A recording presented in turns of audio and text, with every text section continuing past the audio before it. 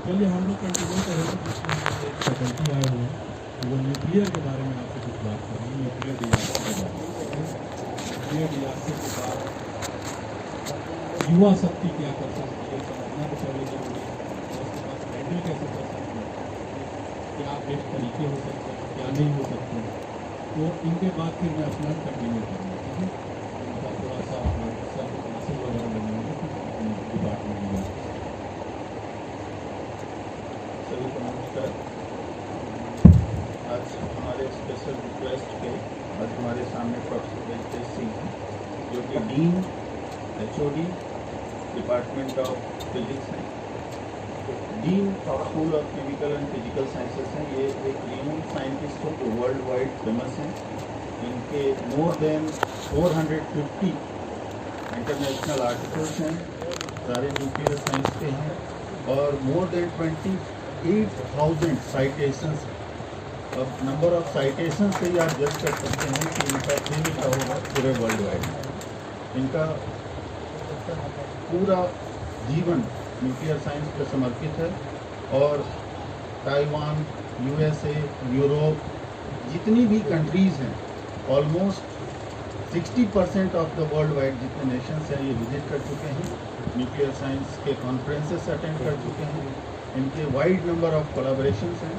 तो ये आज हमारे सामने स्पेशल रिक्वेस्ट पे आए हैं ताकि वो न्यूक्लियर डिजास्टर और जो यूथ हैं उनको कैसे इसमें अवेयर कर सकें, इस तरह के डिजास्टर्स में को रोकने के लिए, और कैसे इनको मोटिवेट कर सकें कि ताकि इस तरह के डिजास्टर सिचुएशंस में अपना एक एक्टिव रोल निभा सकें।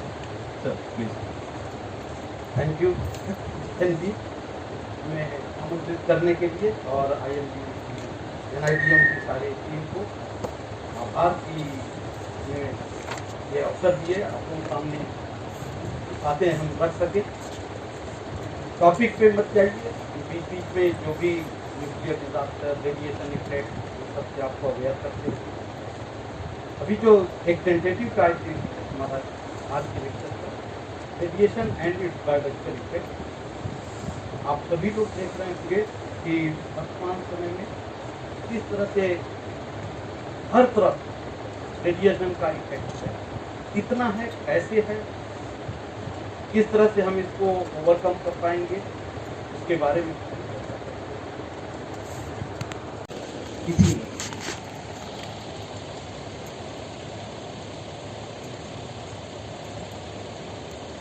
तो बहुत साधारण तरीके से हम शुरू करें रेडिएशन के बारे में।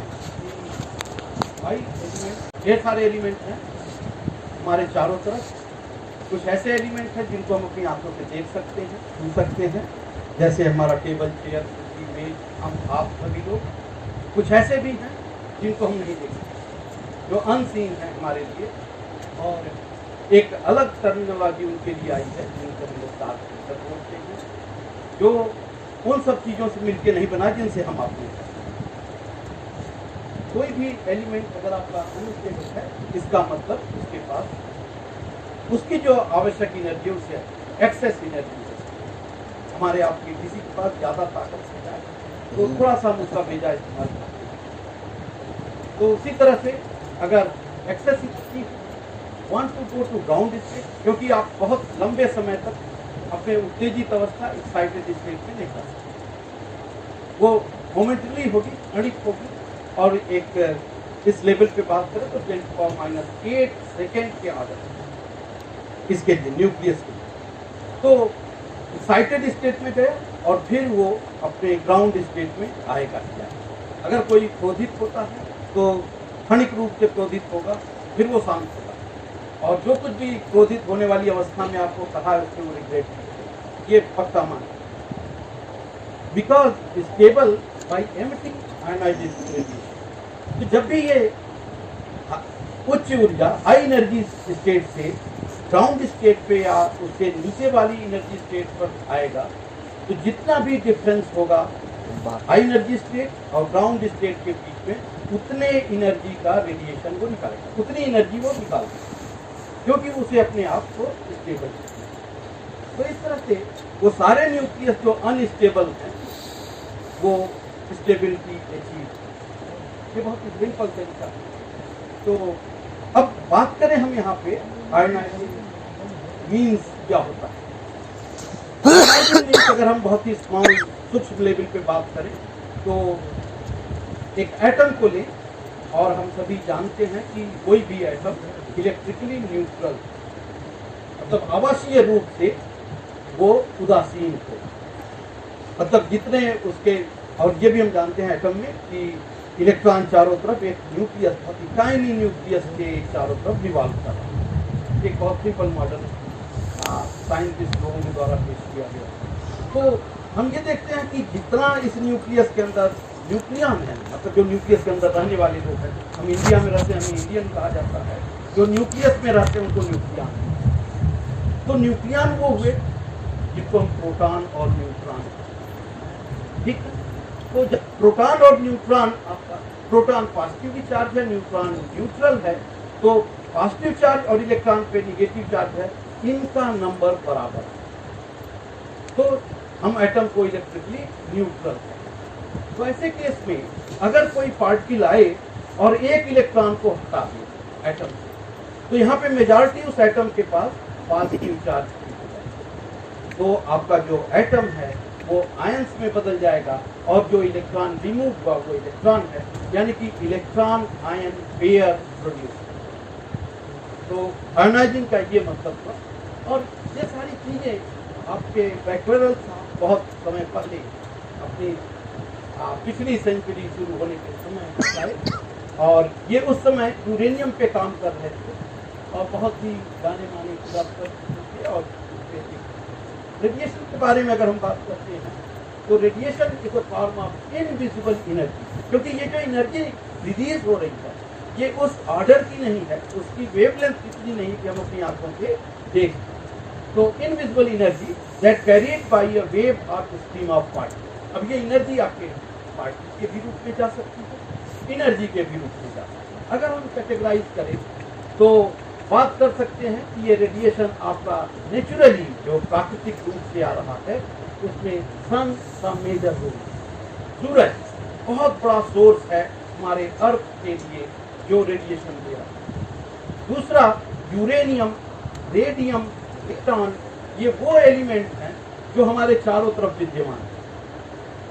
जो भी मटेरियल है, क्योंकि यूरेनियम और थोरियम की अगर हम बात करें तो इनके एक बड़ी लंबी सीरीज है चीजें जो अरबों साल समय लेती है एक रेडियो एक्टिव एलिमेंट से दूसरे रेडियो एक्टिव एलिमेंट में डीके होने। तो उनका ट्रेस, उनका एक बहुत ही सूक्ष्म मात्रा हर पदार्थ में मौजूद है, और वो डीके करते रहते हैं और उनसे रेडिएशन हमारे चारों तरफ मिलता है।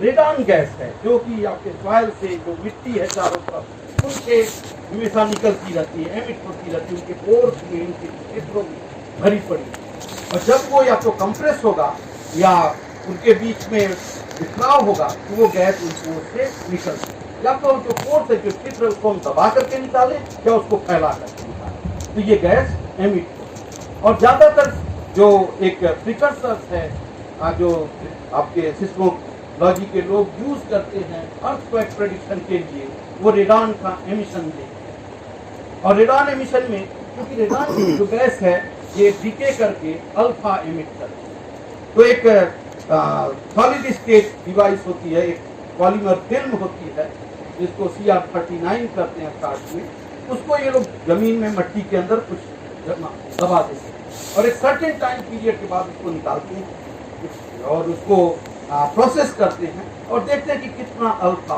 उसके ऊपर है। तो अल्फा के निकलने का जो रेट है, जो दर है, उसको काउंट करके वो बताते हैं कि ये फॉल्ट लाइन पे कंप्रेशन हो रहा, पोटेंशियल डेवलप कर रहा है कि खिंचाव हो रहा है, दूसरा फॉल पोटेंशियल कर रहा है, क्योंकि पोटेंशियल आपका रिलीज होगा जब तभी अर्थक्वेक आएगा। तो इससे ये प्रेडिक्शन करते हैं जो कि बहुत ही ज्यादा एक्यूरेट तक नहीं पाए। Can also produce artificially. आप देखिए रेडिएशन हम लोग आर्टिफिशियली भी प्रोड्यूस करते हैं, जैसे एक्सरे है।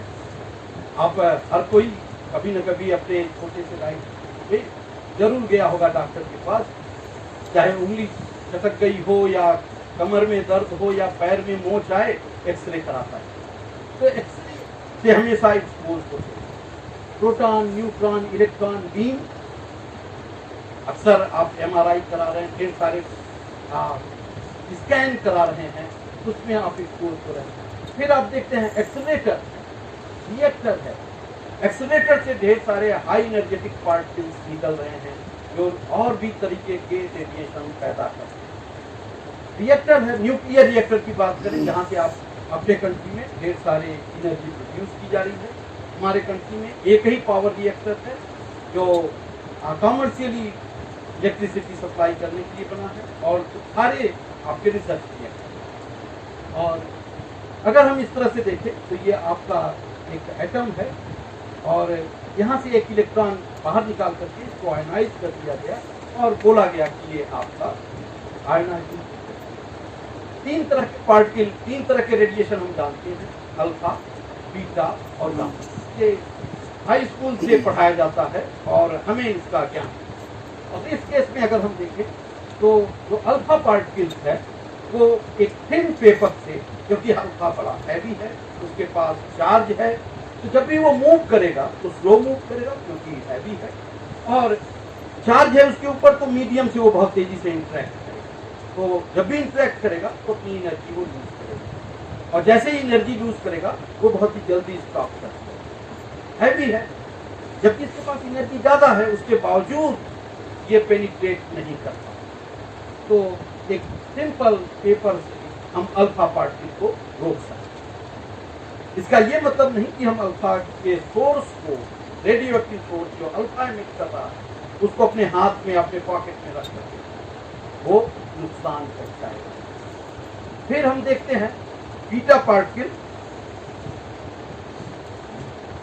हाँ, बीटा पार्टिकल को देखें तो बीटा पार्टिकल आपका निगेटिव चार्ज है इसके ऊपर, अल्फा के तुलना में बहुत ही लाइट है, और इसलिए ज्यादा है, और ये आपके स्किन को पेनिट्रेट नहीं कर सकता। एक एल्युमिनियम बहुत ही पतली, जिससे आप भोजन रैप करते हैं कई बार, उससे भी आप इसको रोक सकते हैं। दूसरा हम देखें यहाँ पर फोटॉन है, जिसको आप गामा रे भी बोलते हैं। अगर उसकी एनर्जी बहुत ज्यादा हो जाए तो इसकी पेनिट्रेशन पावर, क्योंकि ये न्यूट्रल, इसका रेस्ट मास 0 है, तो ये बहुत दूर तक जाएगा, और इसको रोकने के लिए हमें काफी मोटा लेड मटेरियल चाहिए। ऐसा मटेरियल जिसका डेंसिटी बहुत ज्यादा हो, जिसमें एटॉमिक नंबर बहुत ही हाई हो, जेट वैल्यू बहुत हाई हो, तो उससे हम लेड को स्टॉप करते हैं।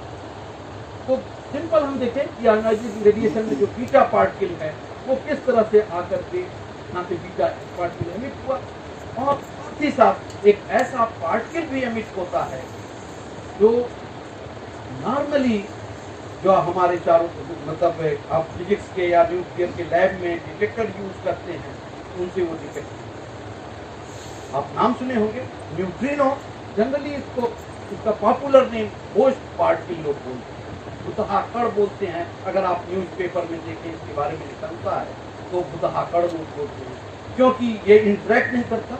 लोग बोलते हैं ये बहुत ही शर्मीला है, शाई है, क्योंकि अगर हम आप में से कोई बात न करे, आपसे इंटरेक्ट न करे, तो आप उसके बारे में कुछ भी जानकारी नहीं जान सकते। वही हाल इस न्यूट्रिनो का है, क्योंकि ये वीकली इंटरेक्टिंग है, ये जल्दी इंटरेक्ट नहीं करता। ये माना जाता है, प्रूफ भी हुआ है, कि अर्थ के साउथ पोल से वो एंटर करे, नॉर्थ पोल से वो निकल जाएगा और अर्थ को कहीं तक। इतना वीक इंटरेक्शन है। तो ये जो न्यूट्रिनो है, ये आपके, ये भी एमिट हो रहा है, और इसकी मात्रा बहुत ज्यादा है। हम लोग जो बातें कर रहे हैं, इतने समय में ट्रिलियंस ऑफ न्यूट्रिनो आपके शरीर से पास हो, और ऐसे कंडीशन में ये आपको किसी भी तरह का कोई नुकसान नहीं पहुंचाएगा। क्यों? क्योंकि ये वीकली इंटरेक्ट, आपके शरीर से ये इंटरेक्ट नहीं करेगा, किसी भी तरह का कोई एनर्जी डिपॉजिट नहीं करेगा। अगर हम एक स्पेक्ट्रम देखें रेडिएशन का, ढेर सारा रेडिएशन आपके चारों तरफ, और देखें तो बहुत बड़ी रेंज है यहाँ पर, उसमें आयोनाइजिंग रेडिएशन और नॉन आयोनाइजिंग रेडिएशन। तो जनरली अगर हम देखें यहाँ पर, तो आयोनाइजिंग रेडिएशन में जो आपका गामा रे है, कॉस्मिक रे है, एक्स रे है, अल्ट्रावायलेट रे है, यहाँ पर ये सब आपको आयोनाइजेशन क्रिएट करना और इनकी एनर्जी ये सारी रेस्ट आपका नॉन आयोनाइजिंग रेडिएशन ये आपका आयोनाइजेशन नहीं कर रहा है।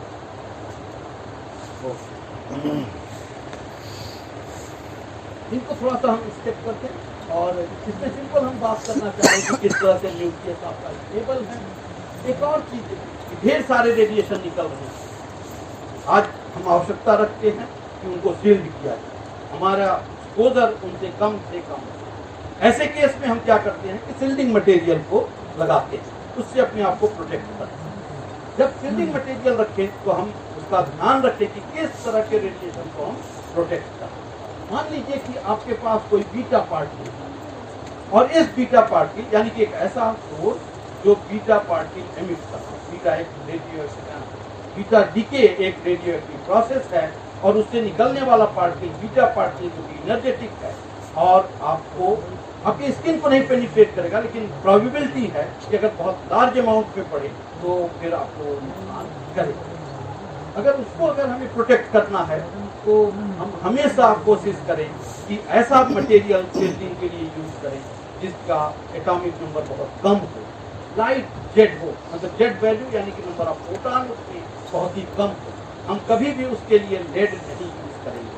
अगर हम लेड यूज करते हैं तो अब और ढेर सारा रेडिएशन जिसको हम रंगस्टर्न एक्सरे बोलते हैं ये वो प्रोड्यूस करने लगे। तो ये भी जानकारी बहुत जरूरी है कि किस मटेरियल से किस तरह के रेडिएशन को हमें स्टॉप करना है या सेल करना है। अगर हम वहाँ पे प्लास्टिक या एल्यूमिनियम यूज करें तो वो ज़्यादा इफेक्टिव होगा इंस्टेड ऑफ कि अगर हम लेड यूज करते हैं। अगर हम लेड यूज करेंगे तो वो हमारे लिए बहुत ही नुकसान होगा। कुछ मिनिमम रेडिएशन एक्सपोजर का मेथड बताया गया है, ये वर्ल्ड वाइड नोन है और इसको हमें ध्यान रखना चाहिए कि बेसिक कंसेप्ट है, एक वर्ड है ALARA, as low as reasonable achievable, reasonably achievable, मतलब इतना हम रेडिएशन रिसीव करें जितना कि सजेस्ट किया गया। और ढेर सारे रेडियोलॉजिस्ट हैं जो आपको बोलते हैं कि आपको मिनिमम कितना एक्सपोजर चाहिए, ये नहीं हो जाए तो ठीक, उससे अधिक होगा तो आपको नुकसान होगा। और उस केस में हम देखते हैं जिसको हम एक एलारा या एब्रिवेटेड वर्ड लाते हैं, हम एक्सपोजर से बचें, हमारा शरीर पे ज़्यादा रेडिएशन न इंसिडेंट हो, उसके लिए टाइम मतलब मिनिमम एक्सपोजर। अगर कहीं पर रेडियो एक्टिव सोर्स है तो हमारा परम कर्तव्य है कि हम वहां पर बहुत ही कम समय व्यतीत करें। जैसे न्यूक्लियर रिएक्टर में आप काम करते हैं, मान लीजिए आप एम्प्लॉई हो वहां, तो वहां पर भी आपका एक मिनिमम पीरियड है कि एक दिन में कितना समय आप काम करें उस एरिया में जो रेडियो एक्टिव हो। तो minimum the amount of time spent near the source of radiation, आपका एक्सपोजर मिनिमम। तो टाइम यहाँ पे देखते हैं। और दूसरा यहाँ पे हम कोशिश करते हैं कि डिस्टेंस,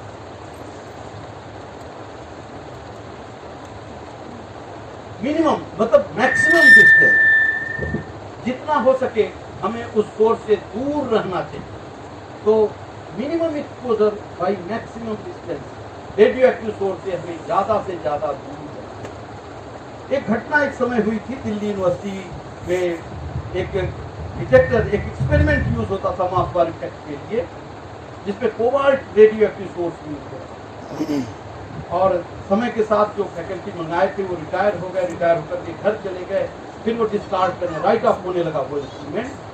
जब इंस्ट्रूमेंट राइट ऑफ होने लगा तो उसको कबाड़ में बेच दिया और वो आपका जो दिल्ली का कबाड़ मार्केट है उसमें पड़ा। कबाड़ी को क्या पता कि ये किस तरह का है, वो उसको फाड़ करके अपने तौल करके यूज करने लगा। उससे रेडियो एक्टिव सोर्स एक्सपोज हुआ और एक कैजुअलिटी हो गई वहाँ पर। और फिर ये केस मीडिया में आया, उसके बाद सारे करके सब लोग एक्टिव हो गए, सारे यूनिवर्सिटी में ला करके देखने लगे कहाँ रेडियो एक्टिव मटेरियल है, उसको ये लोग इकट्ठा। हाँ, मायापुरी वाला, मायापुरी में वो बेच दिया गया था किसी कबाड़। तो ये घटना हुई। सीधा सा मतलब है कि हमारे आपके और जो यूथ है उनके बीच में अवेयरनेस उतना नहीं। इवन और ये एक मैसेज ट्रांसफर होना चाहिए एक जनरेशन से दूसरे जनरेशन में। ठीक है, एक प्रोफेसर लाए, उसमें रिक्वायरमेंट थी, वो रिटायर हो गए, ट्रांसफर होना चाहिए नॉलेज की ये क्या है, आने वाले फैकल्टी को या तो उसमें से जैसे वो कन्वे कर सकते थे कि इसके अंदर है। तो अगर वो लोग सोर्स से डिस्टेंस बनाए रखते तो मिनिमम एक्सपोजर होता और किसी भी तरह की कोई कैजुअलिटी। तीसरा जो बहुत इंपॉर्टेंट है यहाँ पर वो है सिंगल। अब देखें जहाँ पर न्यूक्लियर रिएक्टर बने थे उनके दीवारों की मोटाई देखें, कंक्रीट की दीवारें 1-1, 2-2 मीटर थिक, कि किसी भी तरह से कोई रेडिएशन पास ना आए। गामा रे को सील करने के लिए वो लेड बहुत आसानी से यूज कर लेते हैं। जो सबसे नुकसानदेह होता है वो आपका न्यूट्रॉन।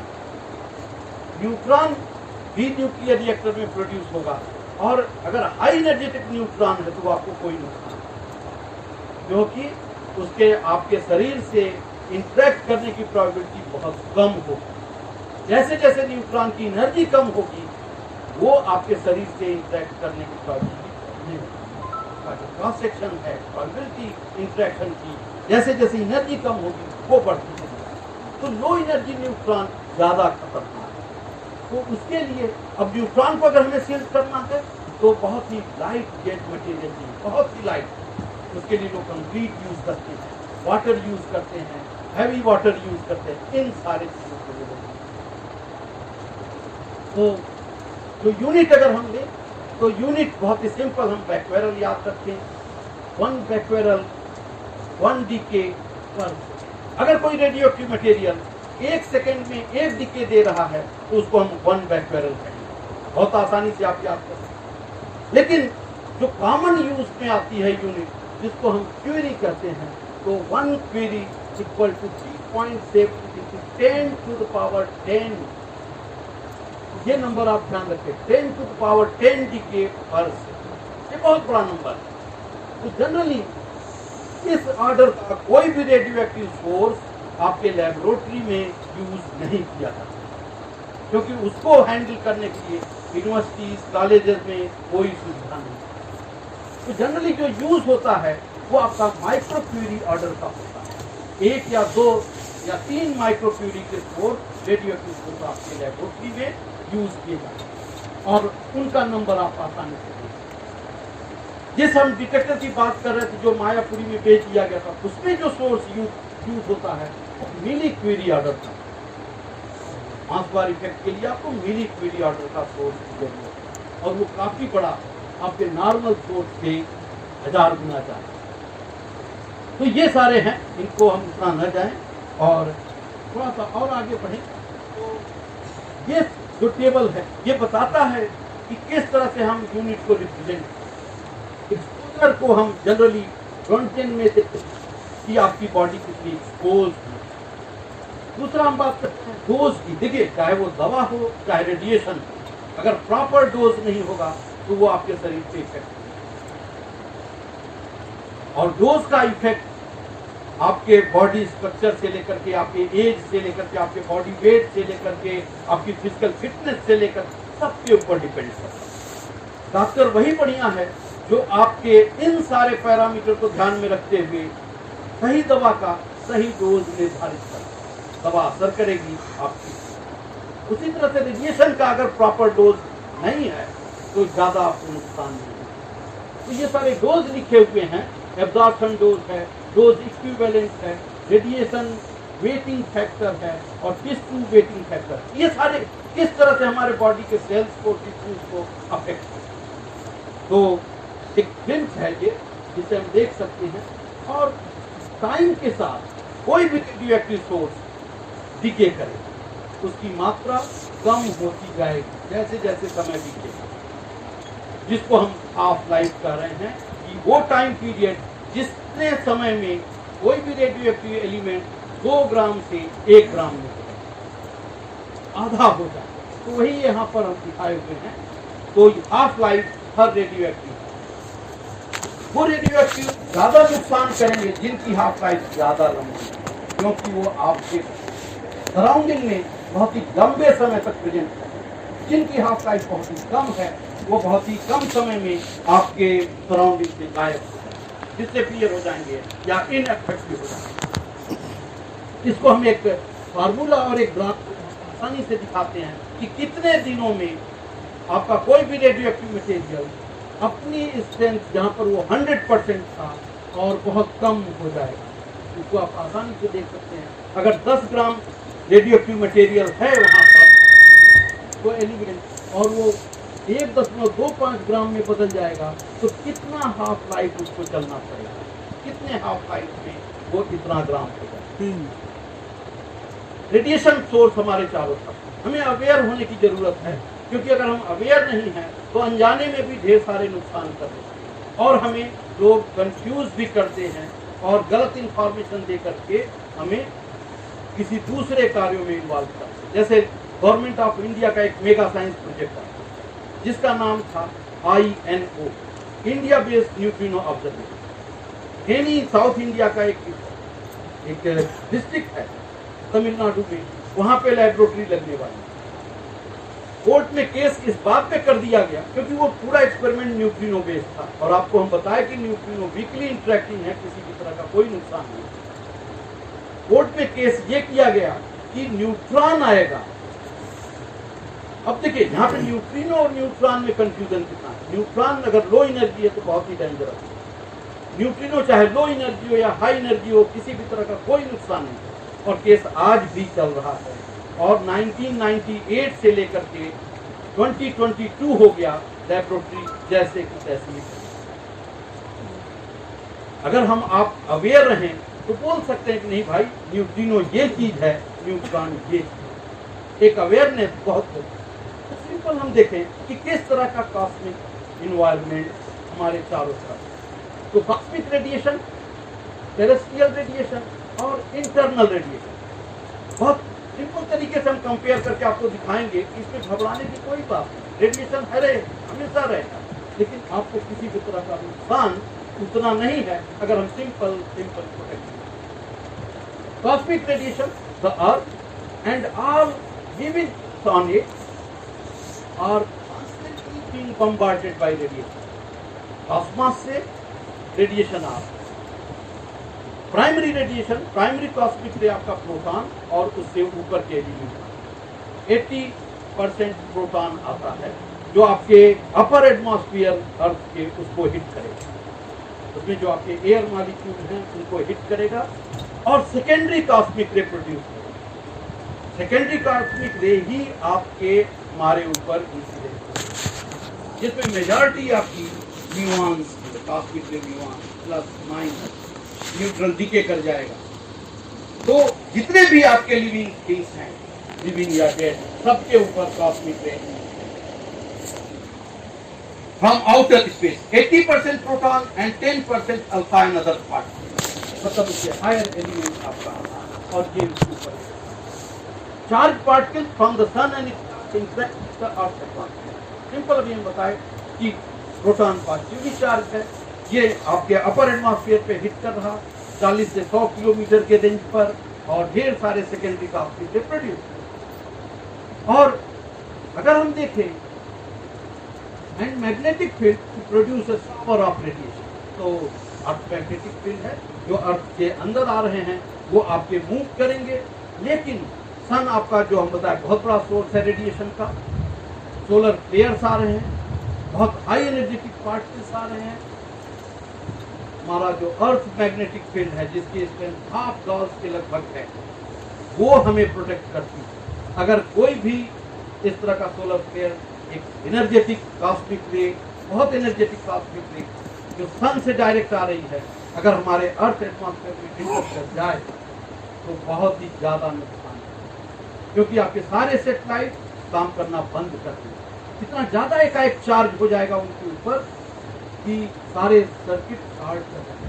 आपका जो ट्रांसफार्मर है वो तुरंत बैठ जाएगा, मतलब जल जाएगा और सब तरफ ब्लैकआउट। इस तरह की एक घटना 2 घटना वर्ल्ड में हुई, जिसको रिकवर करने में यूएस जैसे कंट्री के एक स्टेट को महीने भर का समय लगता है। हम लोग अपने कंट्री के लिए अज्यूम कर सकते हैं कि अपने गांव का ट्रांसफार्मर हम कितने समय में रिप्लेस करा पाएंगे।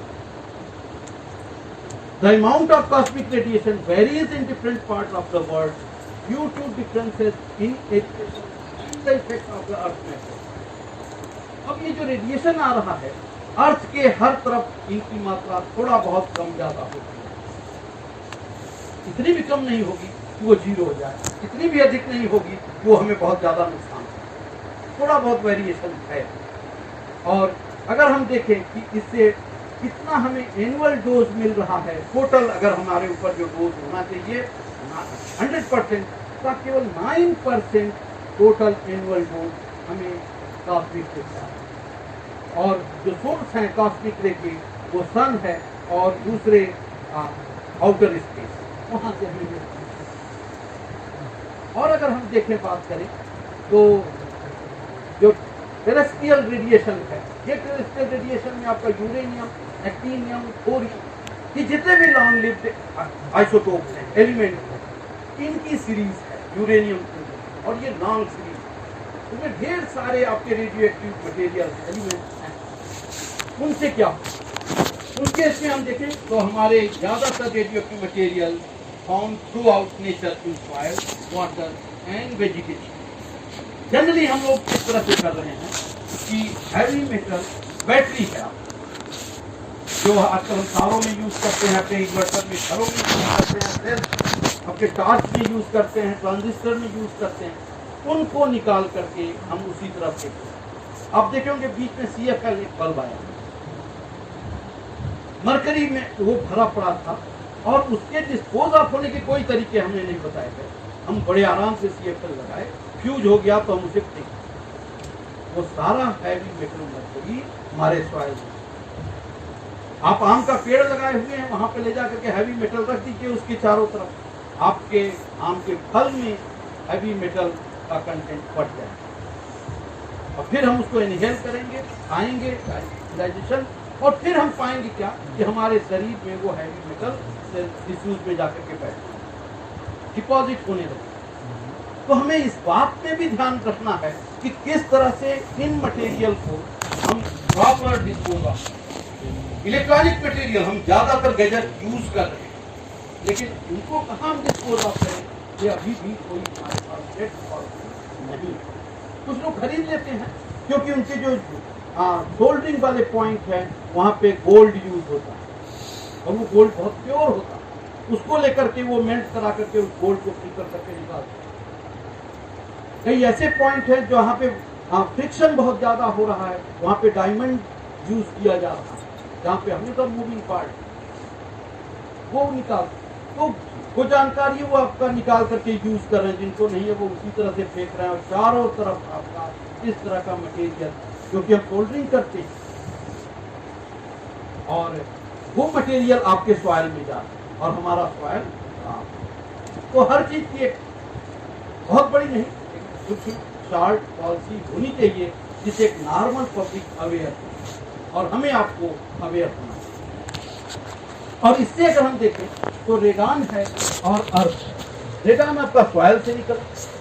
अभी हम आपको बताएं कि अल्फा आपको नुकसान बहुत ज्यादा नहीं करेगा क्योंकि वो एक पेपर शीट से आप उसको रोक सकते, लेकिन अगर सॉइल से निकलने वाला रेडान गैसियस है और अगर हम उसको इनहेल कर लें वो हमारे लंग्स में चला जाए और वहां पर जाकर के वो डीके करे तो वहां पे एनर्जेटिक अल्फा पार्टिकल जो आपके लंग्स के सॉफ्ट टिश्यूज हैं उनको वो डैमेज करेगा।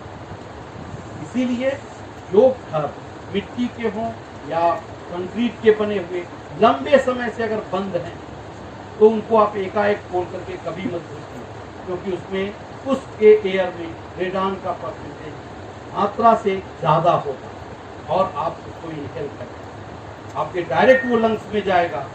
कितना मात्रा वो डिपॉजिट करेगा ये तो आप मेजर करके जान सकते। इसलिए कभी भी खासकर मिट्टी के घरों को अगर लंबे समय से बंद हैं उनको थोड़ा खोल करके हट जाएं, काफी देर तक खुला रहने दें, क्रॉस वेंटिलेशन हो और फिर अंदर ये आपके लिए। तो रेडान से आप देखें ये 68% present of total annual dose पे कंट्रीब्यूट करता है, क्योंकि हमारे चारों तरफ हमारे गांव के घर ज्यादातर इसी तरह के हैं। अब थोड़ा फैशन आया, हम कंक्रीट के बनाने लगे और आप अर्थ के 20 यानी कि 10% अर्थ से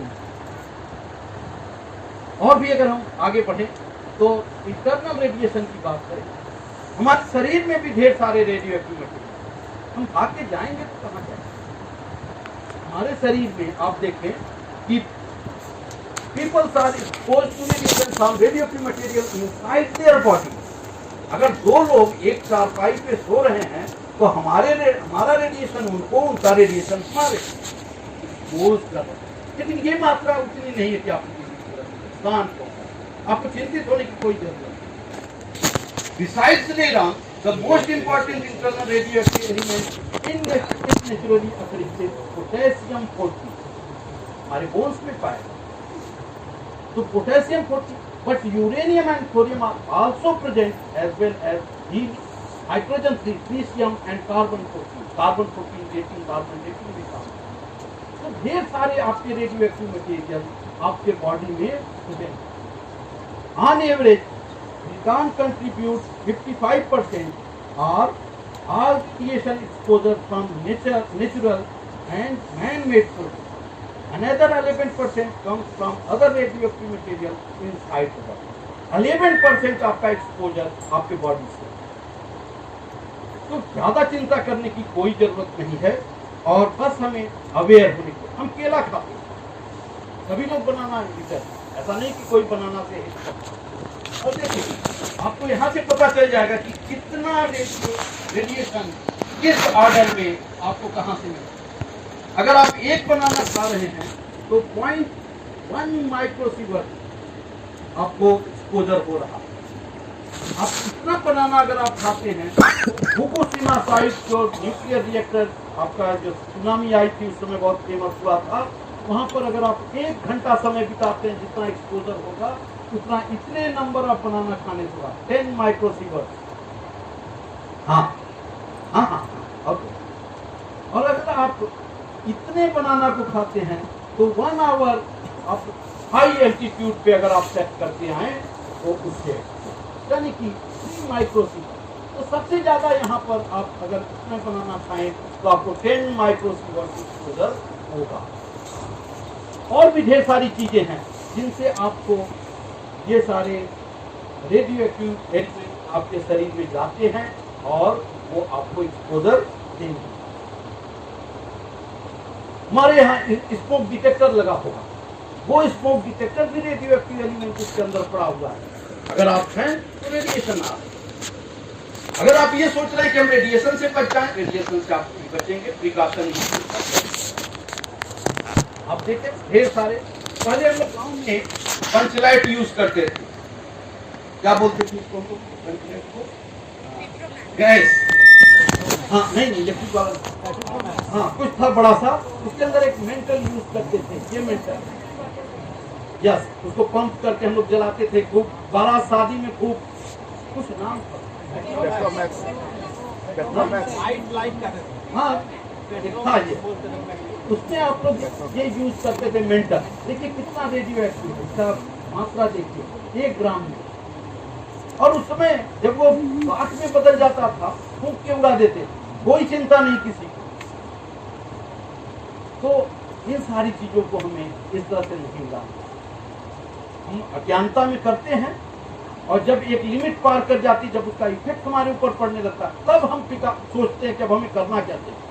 प्लानिंग हम पहले जिरकॉन टाइल्स, ड्राई वॉल बनाना हम आपको बताए, ग्रेनाइट, आजकल हमारे किचन के टॉप पर ग्रेनाइट, अपने घरों में ग्रेनाइट लगा करके अपनी प्रॉस्पेरिटी हम शो करते, अपना रिचनेस दिखाते। ये सभी रेडियो एक्टिव चीजें, लेकिन हमें थोड़ा सा अवेयर होना चाहिए। पीक बोन है, स्मोक डिटेक्टर है, बायोमेडिकल लैब एक्सपेरिमेंट है, न्यूक्लियर मेडिसिनल सोर्स है, इंडस्ट्रियल रेडियोग्राफी सोर्स है, सभी आपके रेडिएशन दे रहे हैं। इसका ये मतलब नहीं कि हमें एकदम घबरा जाना है रेडिएशन से और दूर भागना नहीं, हमें केवल प्रिकॉशन लेना है, प्लानिंग करनी है जिनसे हम बचेंगे। क्योंकि ये सारी अवस्थाएं आजकल आप जैसा सिचुएशन देख रहे हैं पूरे वर्ल्ड में, कभी भी हो सकता है, कंफ्यूजन में होगा।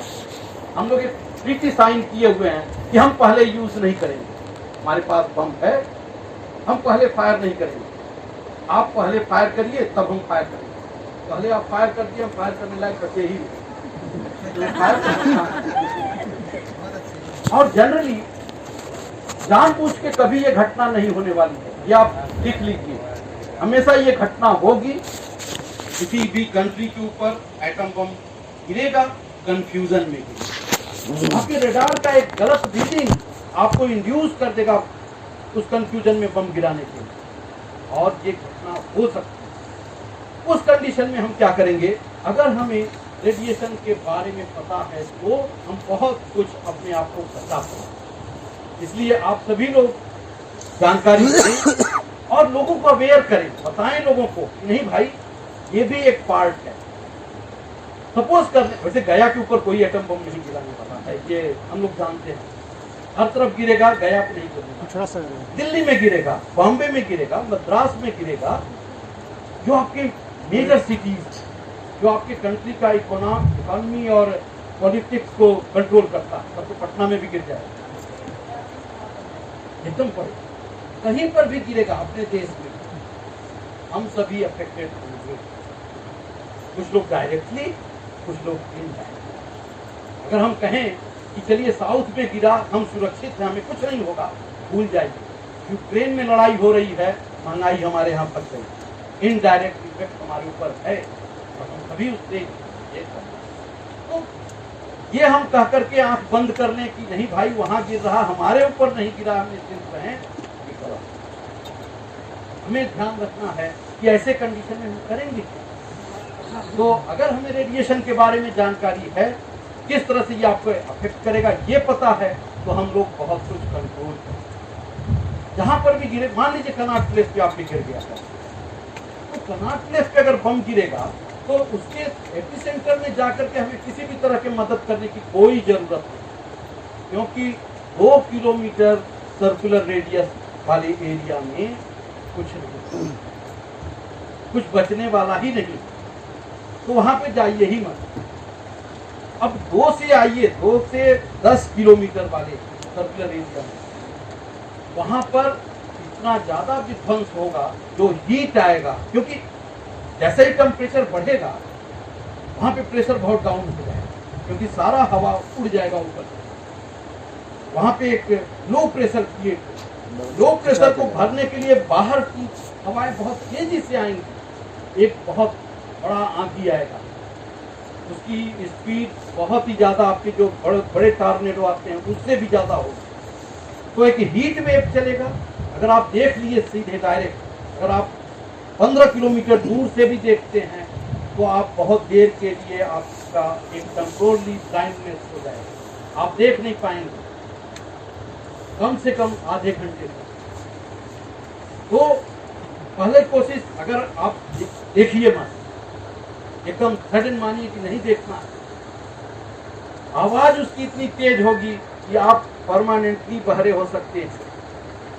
उसके लिए अगर कुछ ऐसा रहा तो मुंह जरूर खोले रखिए, क्योंकि बाहर का प्रेशर आपके एयर ड्रम को बचाए, नहीं तो आपका पर्दा कभी का फट चुका रहेगा, तो कोई नहीं रोक पाएगा। तो ये जो 8 से 10 किलोमीटर की एरिया, इसमें कम से कम 70-80% लोग नहीं बचेंगे, कुछ लोग बचेंगे, कुछ लोग 3rd डिग्री बर्न हो जाएगा। वो सड़क पे अगर चल रहे हैं तो जो थर्मल हीट आएगी वो उनको जला देगी, उनके स्किन को बर्न करा देगी, तो उसमें से कुछ लोग बच सकते हैं। तो वहां पर आप राहत कार्य करें तो आप बचा सकते हैं, लेकिन तुरंत कुछ नहीं। कम से कम आप आधे घंटे, अगर बेसमेंट है तो उसके अंदर पड़े रहें, क्योंकि आधे घंटे बाद आपका रेडिएशन शुरू होगा। वो रेडियो एक्टिव मटेरियल आपके जो ऊपर उड़े हैं वो गिरना शुरू करेंगे। ऐसे कंडीशन में हमेशा आप बेसमेंट में या एक कमरे के अंदर रहें, डायरेक्ट आपके ऊपर रेडियो एक्टिव मटेरियल ना पड़े। अगर पड़ता है तो कपड़े को सीधे निकाल करके आप अलग करें, बाथरूम में रखिए और उसको अच्छे से साफ करिए डिटर्जेंट। अगर आपके बाल में पड़ गया है तो शैम्पू करें, शैम्पू करने के बाद कभी भी, शैम्पू के बाद क्या लगाते हैं? कंडीशनर।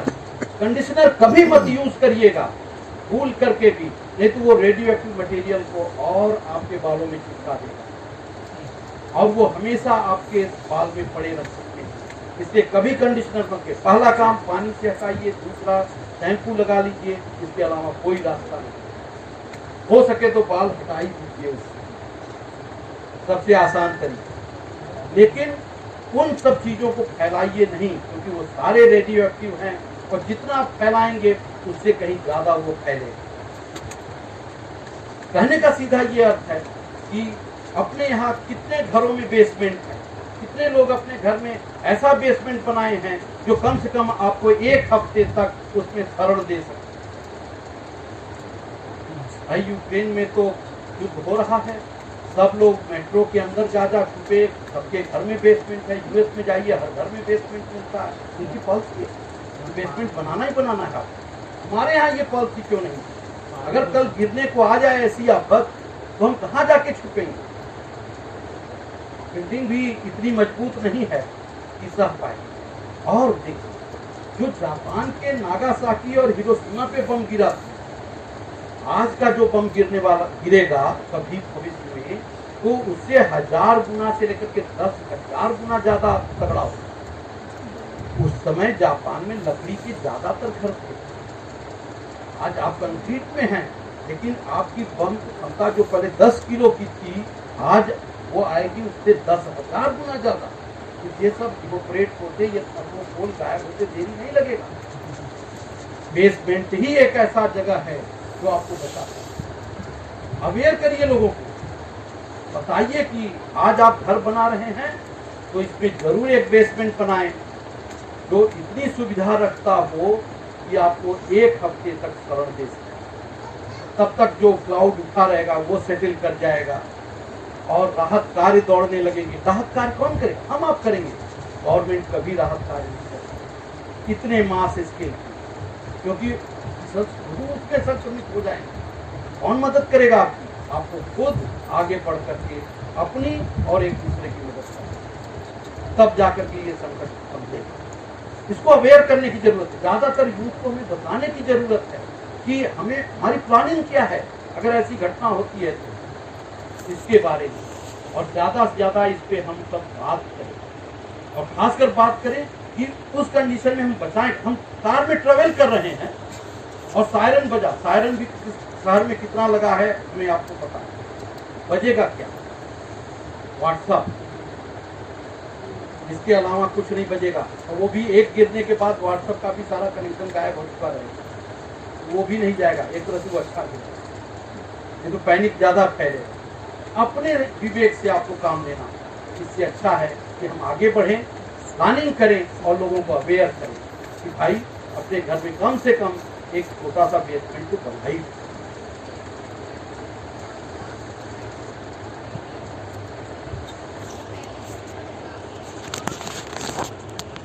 देखिए, अगर हम खुदा न खास इसी बिल्डिंग पे थे तो भाई किसी भी बंकर में होंगे, बेसमेंट में होंगे, कोई फर्क नहीं। हम तो बात कर रहे हैं उस 2 किलोमीटर दूर वाली एरिया, जहां पर हम कुछ लोगों को बचा सकें। हाँ, मेन हमारा है कि नंबर ऑफ कैजुअलिटी कम। देखिए, ऊपर गिर जाएगा कोई नहीं बचा, आपका तगड़ा से तगड़ा बंकर भी बैठ जाए।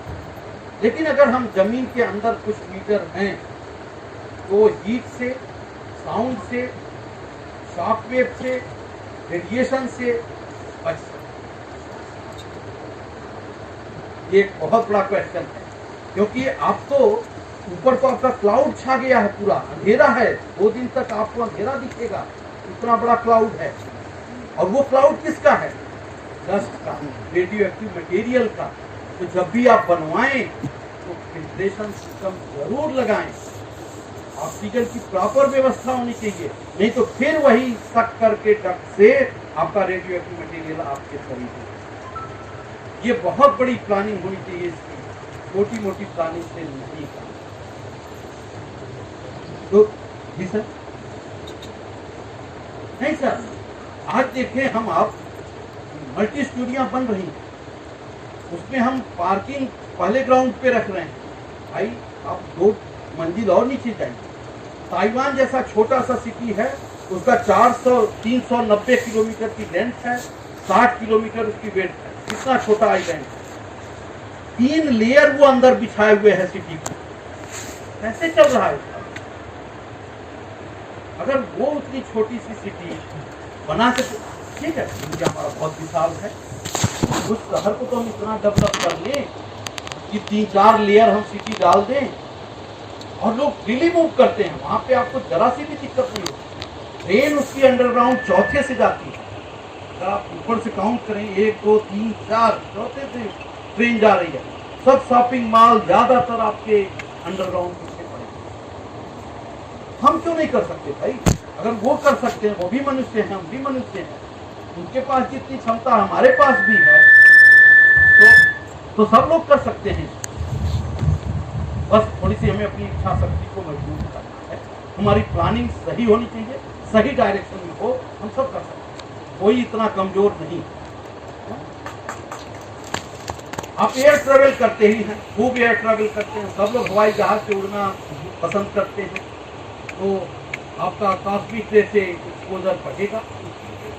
लेकिन एक प्लान के तहत आप 10 किलोमीटर हाइट से अपने प्लेन को ले जाते हैं, 10 से 12, और वहां पे कम रिलेटिवली थोड़ा सा उस बेल्ट में रेडिएशन कम, थोड़ा, लेकिन जैसे जैसे आप ऊपर बढ़ते चले जाएंगे रेडिएशन आपका बढ़ता है। तो ये आपको दिखाया जा रहा है इस मैप से कि किस तरह से आपका प्राइमरी आपके ढेर सारा कॉस्मिक रे सेकेंडरी प्रोड्यूस कर रहा, और आपका प्लेन कहाँ से। और अगर हम माउंटेन पे जाएं कॉस्मिक रे बढ़ जाएगा, सी लेवल पे हम मिनिमम मार्क, और अगर हम धीरे धीरे अंडरग्राउंड जाते चले जाएं तो रेडिएशन, कॉस्मिक रे रेडिएशन कम होगा, लेकिन और दूसरे रेडिएशन धीरे धीरे बढ़ते। ये पूरा एक मैप जो दिखाता है कि किस तरह से आपके रेडियो एक्टिव डस्ट ट्रैवल कर रही है अराउंड द ग्लोब, और किस एरिया में कितना। ढेर सारे यहाँ पे दिखाया जा रहा है कि कहाँ किन किन चीजों से आपको रेडियो एक्टिविटी मिल रही है। ढेर सारे हम छोटे छोटे बच्चों के खिलौने यूज करते हैं जो ऐसे पेंट से पेंटेड हैं जिसमें रेडियो एक्टिव कंटेंट ज्यादा है। हमारा बच्चा सीधे लेकर के मुंह में खेलता है, मुंह से लगाता है। और हम वो चीप चाइनीज टॉयज लाते हैं प्लास्टिक के, जो वहाँ पे कुंटल में तौल करके दिए जाते हैं। उसका प्राइस पीस वाइज नहीं होता, हम पीस वाइज खरीदते हैं, वहाँ पर वो बल्क में तौल करके देता है वो, क्योंकि वो अपना जंक खाना चाहता है और हम उस जंक को ला करके पैसा बनाते हैं, और ये खूब होता है। और ढेर सारे ये सारे मटेरियल देखिए, ये ऑफिस में यूज होने वाले सारी चीजें हैं, और हर में आपको रेडियो एक्टिविटी एक प्रेस्क्राइब लिमिट से ज्यादा नहीं। ये आपकी बॉडी है। यहाँ पर देखिए कि एक स्मोकर का लंग्स है, जो लोग सिगरेट पीते हैं वो भी एक बार नजर दौड़ाएं, उनके अंदर कितना आ रहा है और इसकी वैल्यू बैकग्राउंड जो रेडिएशन आ रहा है वो कितना है इसके तुलना में। एक सीटी स्कैन आप कराते हैं, उसका एक्सपोजर कितना हो रहा है, फुकुशिमा रिएक्टर के साइट पर अगर आप हैं तो कितना है, यूएस रेडिएशन वर्कर के पास कितना है, एक एस्ट्रोनॉट जो कि आपके अपर एटमॉस्फेयर में घूम रहा है आसानी से स्पेस में हो रहा, और जो एक स्मोकर है उसका लंग्स कितना, तो थोड़ा इसमें भी हम गौर करें। और ये कहना कि हम छोड़ देंगे, छोड़ नहीं पाते, कुछ समय टेम्पोरली पॉज लेते हैं, फिर अपने मित्र को देखते हैं, हम भी चाहते, ये एकदम खुला है। मैन मेड रेडिएशन आपका कितना ज्यादा एनुअल एक्सपोजर दे रहा है वो हम देख लें, और मैन मेड रेडिएशन आपका बहुत ही कम, 79% मेडिकल डायग्नोस्टिक टूल्स से हमें आ रहे हैं। अभी तक टेस्ट किया गया है, उसका फॉल आउट चारों तरफ रेडिएशन दे रहा, वो आपका लेस देन 1% है। Nuclear power less than 1% radiation दे रहा। आपके घर में जो कंज्यूमर प्रोडक्ट्स हैं उनसे आपको 19% के लगभग रेडिएशन आता है। हम लोग बोलते हैं कि न्यूक्लियर रिएक्टर से जो पावर आ रहा वो बहुत सेफ नहीं है। आज के टाइम में क्लीन, ग्रीन और सेफ एनर्जी न्यूक्लियर रिएक्टर से ही आएगी। नए नए टेक्निक्स आ रहे हैं, और आजकल एडवोकेटिंग भी हो रही है कि हम ज़्यादा से ज़्यादा न्यूक्लियर रिएक्टर लगाएं, उनके सिक्योरिटी को मेंटेन करें, क्लीन, ग्रीन और सेफ एनर्जी को पाएं। क्योंकि उसमें एरिया बहुत कम यूज है। और ज़्यादातर आप देखें इन नंबर्स को, इस नंबर और इस नंबर को कंपेयर करें, हमारा जो मेडिकल है, ट्रीटमेंट है, उससे अगर आप पिछले कई सालों को कंपेयर करें, कई दशकों को, तो आप पाएंगे कि कैंसर के पेशेंट का नंबर बढ़ता चला जा रहा है। मटीरियल जो नीचे दबे हुए थे, जिनसे हम डायरेक्ट एक्सपोज नहीं हो रहे थे, आज हम अपने घरों में चारों तरफ फैला दें और एक्सपोज हो रहे हैं और सांस ऐसा भी नहीं कि हमें मतलब कोई कुछ देखना कि किस तरह से हो रहा। बहुत सिंपल 2-3 स्लाइड है जिससे आपको ये पता चल जाएगा कि हमारे सेल में अगर रेडिएशन मॉलिक्यूल से मिलकर के सारी चीजें बन रही है, और यहाँ पर देखें कि ये मॉलिक्यूल सेल से मिलकर के बना है। अगर सेल अफेक्टेड होगा तो मॉलिक्यूल अफेक्टेड, टिश्यूज से सेल मिलकर के बना हुआ है, और अगर टिश्यू अफेक्टेड होगा तो आपका सेल अफेक्टेड होगा। इसी तरह से टिश्यूज जो है, टिश्यूज से मिलकर के ऑर्गन आपका बना हुआ है, और अगर टिश्यूज अफेक्टेड हो रहा तो ऑर्गन अफेक्टेड हो रहा है। और इसी तरह से अगर हमारा ऑर्गन अफेक्टेड हो रहा तो आपकी होल बॉडी अफेक्टेड हो। तो एक सीक्वेंस है कि हम मॉलिक्यूल से शुरू करते हुए कंप्लीट बॉडी में हम रेडिएशन का इफेक्ट से, और रेडिएशन बहुत ही टाइनी है, एक बहुत ही स्मॉल एरिया में अपने वॉल्यूम में अपने एनर्जी को डिपॉजिट करता है, वहां से वो प्रोपोगेट होते हुए आपके होल बॉडी को अफेक्ट करता है। तो यहाँ पे इस देखिए कि किस तरह से atom, molecule, micromolecule, organ, cell, tissues, organ और ऑर्गन सिस्टम आपका, यानी कि होल ऑर्गेनिज्म अफेक्टेड। तो चलिए हम सेल की बात करें और आयोनाइजिंग रेडिएशन की बात करें। वो क्या रहा कि रेडिएशन आया और आपके सेलुलर लेवल पे एनर्जी आपके पास में डिपॉजिट किया। एनफ एनर्जी नहीं थी कि उसको किल कर, अगर वो किल नहीं करेगा तो जो भी उसके अंदर, सेल के अंदर इंफॉर्मेशन है, जब वो रिप्रोड्यूस होगा तो ठीक ट्रांसफर।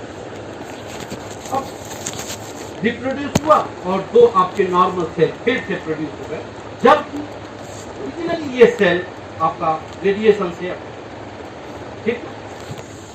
अब हम यहाँ पे देखें कि कई बार होता है कि सेल आया, रेडिएशन आया, सेल को कुछ ज्यादा ही एनर्जी सप्लाई कर दिया और ये पूरा का पूरा सेल एक समय बाद डेड, कोई रेप्लिकेशन नहीं हुआ, कोई इंफॉर्मेशन ट्रांसफर नहीं हुआ और ये सेल खत्म हो गया। अब यहाँ पर देखिए कि सेल आता है और उसके उस इंफॉर्मेशन को जो रेप्लिकेट होकर के आगे ट्रांसफर हो रही थी उसको डिस्टर्ब कर, और फिर आपके दो सेल में बताइए लेकिन सरवाइव नहीं करता। मल्टीप्लिकेशन हुआ सेल, हमारी बॉडी ग्रो करती है क्योंकि सेल मल्टीप्लाई हो रहा है, और एक समय बाद जब सेल के मल्टीप्लिकेशन का रेट धीरे धीरे कम होने लगता है तो हम बूढ़े होने की तरफ मूव करते हैं। तो यहाँ पर सेल आपका बढ़ा लेकिन सरवाइव। यहाँ पर देखेंगे, यहाँ पर जब इंसिडेंट हुआ रेडिएशन सेल के ऊपर, एनर्जी डिपॉजिट किया, नो रिपेयर और non identical repair before reproduction.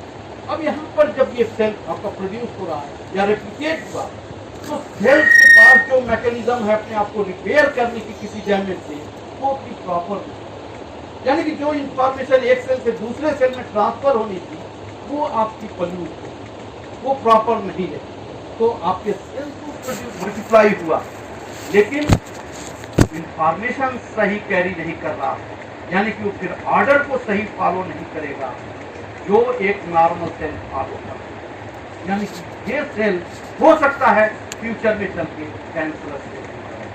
Cancerous cell वो सेल है जो आपके ऑर्डर को नहीं फॉलो, जो उसको ऑर्डर दिया गया है, उंगली को बोला गया यहीं रुक जाना है, वो रुकना नहीं, वो ऑर्डर नहीं फॉलो करता और वो बढ़ता चला। ट्यूमर अपना ग्रोथ बनाए रखा, बढ़ता चला जा रहा है। क्या करते हैं? अगर कोई हमारे सोसाइटी में ऑर्डर नहीं फॉलो करता है तो कोर्ट आदेश देती है भैया इनको इलिमिनेट कर, आप इलिमिनेट कर, डॉक्टर भी वही करता है, उस ट्यूमरस उस कैंसरस ट्यूमर को काट के अलग।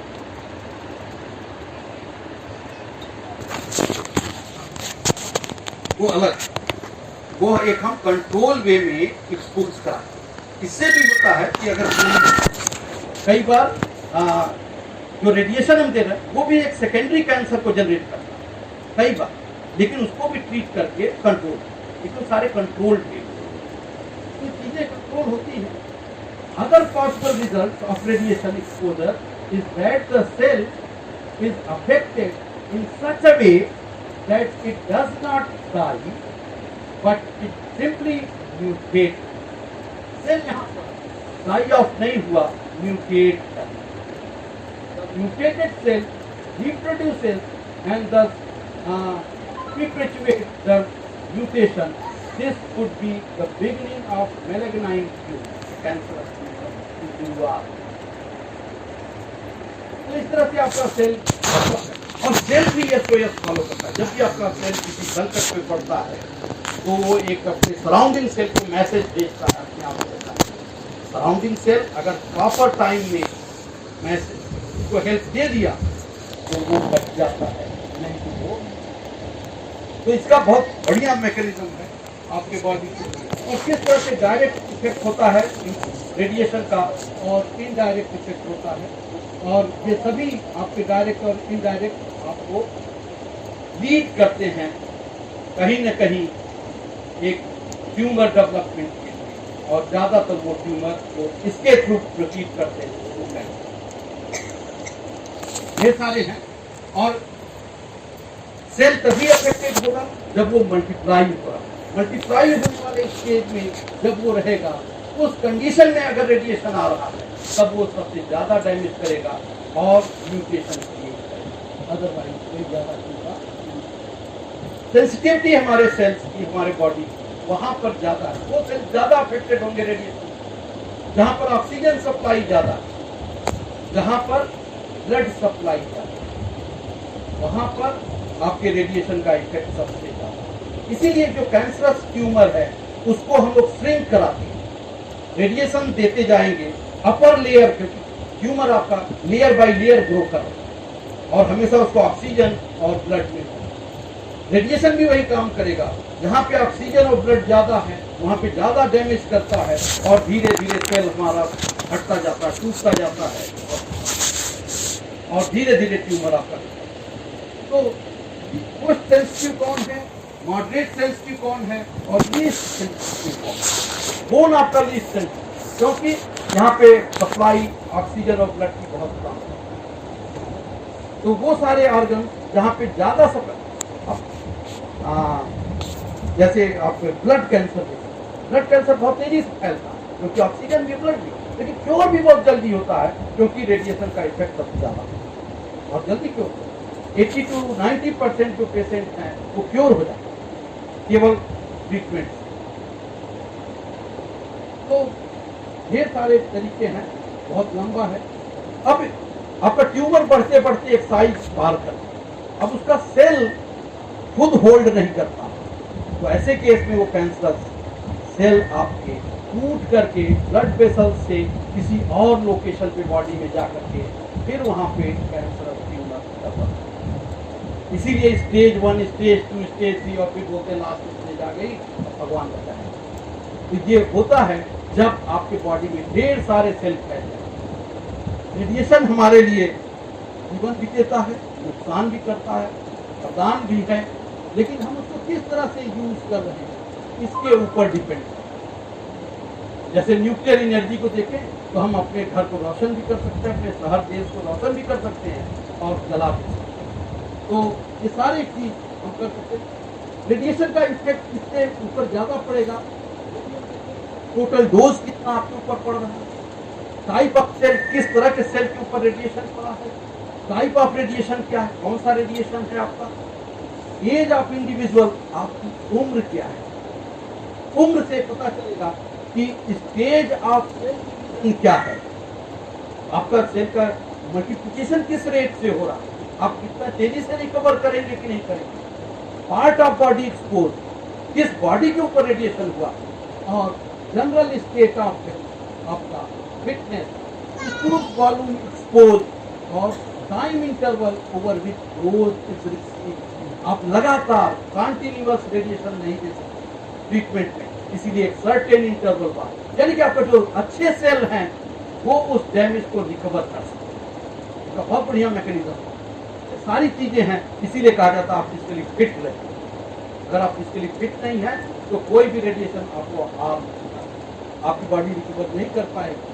रेडिएशन के बहुत ढेर सारे इफेक्ट हैं, हाई डोज, लो डोज, और ये सारी चीजें हमें म्यूटेशन के इफेक्ट से मिलती हैं, रेडिएशन के इफेक्ट से मिलती हैं, जिनको हम लोग कई बार देख करके प्रसाद भी देते हैं और दान पुण्य भी।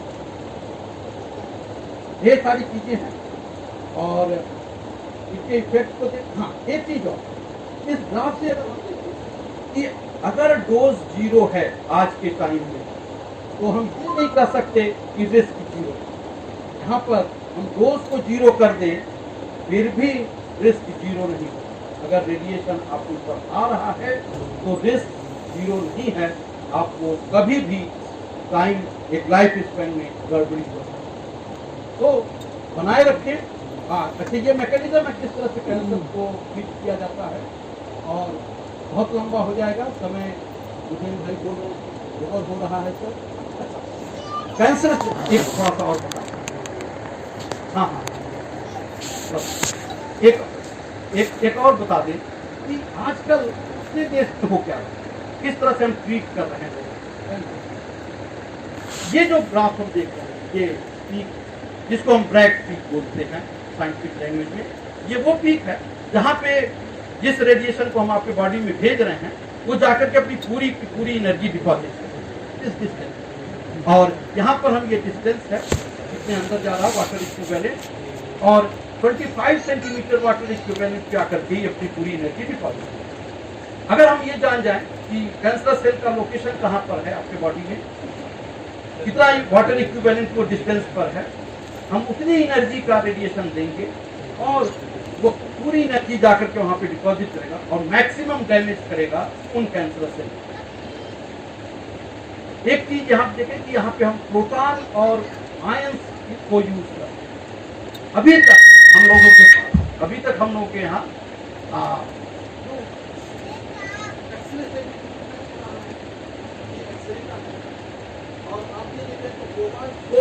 किए जा रहे हैं। ये ग्राफ आपको बता रहा है इस केस में कि ऑन द वे जब रेडिएशन जा रहा है आपके बॉडी में, तो रास्ते में जो हेल्दी टिश्यूज हैं, जो हेल्दी सेल हैं, उनको भी वो ज्यादा डैमेज कर रहा है। यानी कि 0 डेप्थ से लेते हुए आपके इस डिस्टेंस तक ये मैक्सिमम डैमेज उन सेल से कर रहा है जो हेल्दी है। लेकिन अगर हम प्रोटॉन बीम को यूज करें या कार्बन आयन के बीम को यूज करें तो रास्ते वाले सेल को वो मिनिमम एनर्जी डिपॉजिट करेगा, मिनिमम डैमेज करेगा और मैक्सिमम वहां पर डैमेज क्रिएट करेगा जहां पे आपका कैंसर। तो आजकल जो प्लान कर रहे हैं, ज्यादातर भी R&D भी चल रहा, कुछ देशों में चालू भी लोग कर दिए हैं आयन बीम से कैंसर ट्रीटमेंट का, और जल्दी अपने देश में भी आयन बीम आ रहा है। और ये सारी चीजें हैं जिस पे लोग वर्कआउट कर रहे हैं। तो एक प्लानिंग ट्रीटमेंट ये सब हम छोड़ दें, कैसे किया जा रहा। खुदा न खास्ता कभी ऐसी किसी के साथ हो तो जो बहुत ही कॉमन फैक्टर है इन पेशेंट के साथ जो कैंसर से फाइट कर रहे हैं, उनके साथ हमें अपना डायलॉग बनाए रखना है। जो एक मित्रवत व्यवहार है बैठ करके बातें करने का, कैंसर की बीमारी नहीं है। अगर हम बैठ के बातें करेंगे तो उनका ट्रीटमेंट बहुत ही आसान हो जाएगा, उनकी रिकवरी काफी फास्ट हो जाएगी। तो ये हमें हमेशा रखना है। और साइड इफेक्ट ढेरों मिलते हैं। आपको बताया कि जो ग्रोइंग टिश्यूज है जहाँ पे सेल ब्लड और आपकी ऑक्सीजन की सप्लाई ज्यादा है, वो सबसे ज्यादा डैमेज होते हैं। इसीलिए बाल हमारा बहुत ही ग्रोइंग है, सबसे ज्यादा बाल पे असर होता है और हमारा बाल झड़ता है। सबसे जो साइड इफेक्ट देखने को मिलता है वो सबसे पहले हमारे बाल। मालूम यहाँ से कैसे चढ़ गया ये तो हमें पता नहीं चला, क्योंकि ऐसा ट्रीटमेंट। और इन साहब को हम अच्छे से पहचानते हैं, ये फाइटर रहे हैं, फाइट करके वापस आए, ढेर सारे साइड इफेक्ट हम देखते हैं कैंसर का। और समरी के तौर पर अगर हम बात करें आप, reported that radiation workers gate cancer exposure of radiation. आज तक पूरे वर्ल्ड में एक भी ऐसा केस रिपोर्टेड नहीं कि कोई रिएक्टर पे काम कर रहा था, वो रेडियो एक्टिव वर्कर को कैंसर हुआ। तो अगर सीधा सा मैसेज आता है कि अगर हम प्रिकॉशन के साथ कितना ही खतरनाक काम करें, हम इससे बच सकते हैं। Strict radiation monitoring and shielding, हमें मॉनिटरिंग पे हमेशा ध्यान देना चाहिए। शील्डिंग हमारे पास प्रॉपर हो, इसकी हम आवश्यकता पे जोर भी दिया आप लोगों को, और आप लोगों से रिक्वेस्ट भी किए कि आप लोग एक ब्रांड एम्बेसडर बनकर के मैसेज को कैरी फॉरवर्ड करें, लोग को बताएं, aware. Radiation helps in improving the life of human being. Cancer treatment इसका बहुत ही सीधा जा सकता है सबके साथ, इस तरह से ह्यूमन बीइंग का लाइफ बेटर होता है। Various factors are responsible for the origin of cancer। केवल हम रेडिएशन को ही जिम्मेदार नहीं ठहरा सकते, कार्सिनोजेनिक ढेर सारे factors. Radiation fatigue was a valuable tool again, I think as a valuable radiation को हम कैंसर फाइट के लिए टूल्स की तरह यूज करते हैं और ये बहुत ही वैल्यूएबल है। तो enjoy your life as you want and always respect others। जब हम एक दूसरे का को रिस्पेक्ट करेंगे, हेल्दी रहेंगे। Thank you.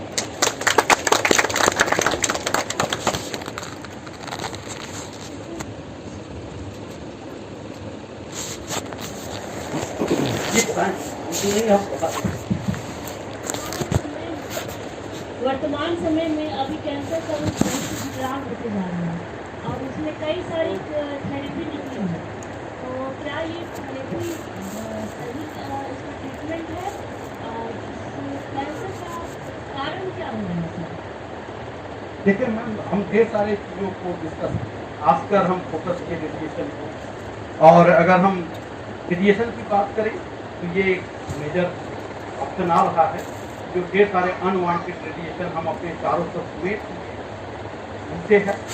खान पान हमारा जो प्रोड्यूस करा कार्सिनोजेनिक मटेरियल एलिमेंट आपके बॉडी में, उससे भी कैंसर आ रहा है।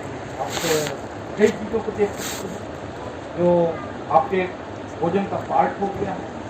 ज़्यादातर जो हैवी एलिमेंट है, हैवी एलिमेंट जब भी आपके सेल में डिपॉजिट होना शुरू करेगा, कैंसर होने की प्रोबेबिलिटी, देखिए हर चीज़ को संभावना पर ही जाए। सर्टेनिटी के साथ ये नहीं बोल सकते कि आपको कैंसर होता है, हम ये कर सकते हैं कितना परसेंट चांस कि अगर आप ये करेंगे तो कैंसर। तो ढेर सारी संभावनाओं को देखिए, ज़्यादातर कोशिश करें कि जो हैवी एलिमेंट है उनको अवॉइड करें, वो किसी तरह से आपके बॉडी में न जाए, आपके बिजनेस। और वो हैवी एलिमेंट किन किन सोर्सेज से आपके हैं?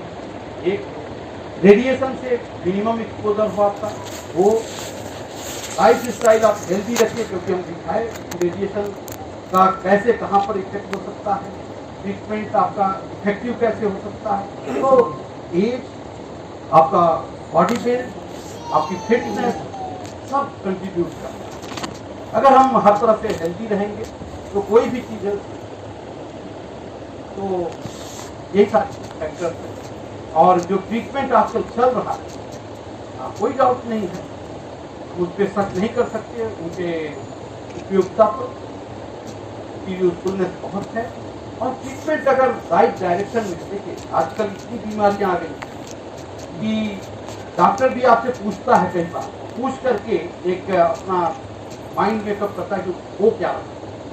जैसे हम कोई भी मॉडल बनाते हैं तो पहले से ढेर सारी इंफॉर्मेशन को इकट्ठा करके उस मॉडल में डालते हैं, उस पैरामीटर में, और फिर एक सोल्यूशन पे आते हैं, हाँ ये होता है।